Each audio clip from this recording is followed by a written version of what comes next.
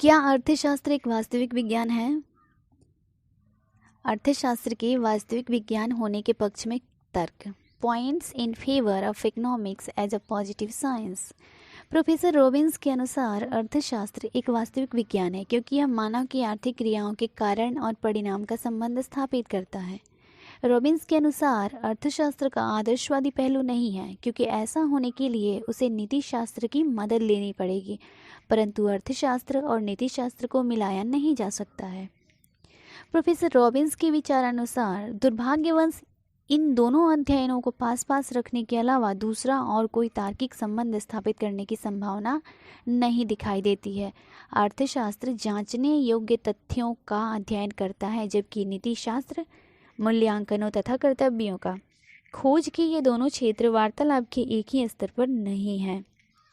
Professor Robbins के अनुसार अर्थशास्त्र मूल्य सिद्धांत है और मूल्य सिद्धांत अर्थशास्त्र है। रॉबिन्स कहते हैं साम्य केवल साम्य ही होता है, यानी कि संतुलन केवल संतुलन ही होता है, और अर्थशास्त्र उद्देश्यों के बीच तटस्थ होता है। अर्थशास्त्र यानी इकोनॉमिक्स की वैज्ञानिक नींव को मजबूत करने के लिए आवश्यक है कि उसे वास्तविक विज्ञान ही बने रहने देना चाहिए ताकि उसकी प्रगति हो सके। अर्थशास्त्र एक वास्तविक विज्ञान है क्योंकि यह मानवीय आर्थिक क्रियाओं के कारण और परिणाम का संबंध स्थापित करता है। यह उनके व्यवहार की समानताओं तथा इसके कारण का भी वर्णन करता है। अर्थशास्त्र के विभिन्न नियम जैसे क्रमागत उपयोगिता ह्रास नियम, क्रमागत उत्पत्ति ह्रास नियम, मांग एवं पूर्ति के नियम तथा सीमांत उत्पादकता सिद्धांत इत्यादि इसके वास्तविक विज्ञान होने के तर्क की पुष्टि करते हैं। अर्थशास्त्र को वास्तविक विज्ञान मानने वाले विभिन्न अर्थशास्त्रियों के कुछ विचार इस प्रकार से हैं। प्राचीन अंग्रेज अर्थशास्त्रियों का मत था कि अर्थशास्त्र केवल एक वास्तविक विज्ञान है जिसमें आर्थिक तथ्यों का अध्ययन तथा जांच करके उन्हें क्रमानुसार रखकर उनके कारण और परिणाम के आपसी संबंध को स्पष्ट किया जाता है और फिर इसके आधार पर आर्थिक नियम बनाए जाते हैं। क्लासिकल अर्थशास्त्रियों का अनुसरण करते हुए रॉबिन्स ने भी अर्थशास्त्र को केवल वास्तविक विज्ञान ही माना है। रॉबिन्स के अनुसार अर्थशास्त्र का अध्ययन भौतिक विज्ञान की तरह एक वास्तविक विज्ञान के रूप में ही किया जाना चाहिए, तभी इस अध्ययन पर आधारित इसके परिणाम प्रत्येक अवस्था में एक मत वाले, शुद्ध, निश्चित, समान व सर्वलौकिक हो सकते हैं। रॉबिन्स के विचार अनुसार अर्थशास्त्र को नीतिशास्त्र से पृथक रखकर ही एक विज्ञान के रूप में इसकी प्रगति संभव हो सकती है। इसलिए तो वो कहते हैं कि अर्थशास्त्रियों का काम है कि वे खोज करें और व्याख्या करें, न कि समर्थन और खंडन करें।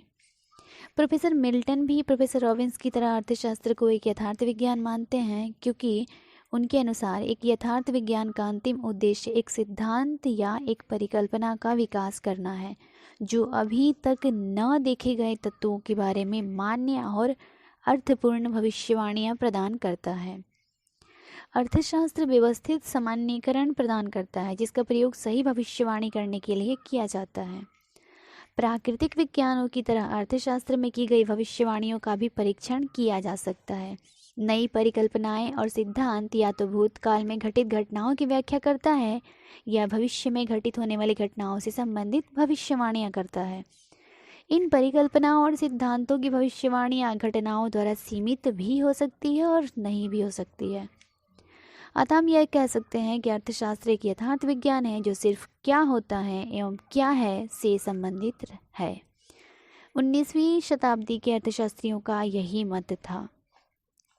सीनियर तथा जेएस मिल्स से लेकर बाद के लगभग सभी प्रमुख अर्थशास्त्रियों ने अर्थशास्त्र को यथार्थ विज्ञान ही माना, परंतु आधुनिक अर्थशास्त्री बोल्डिंग, सैमुएल्सन इत्यादि विख्यात अर्थशास्त्री अर्थशास्त्र को न सिर्फ वास्तविक विज्ञान मानते हैं।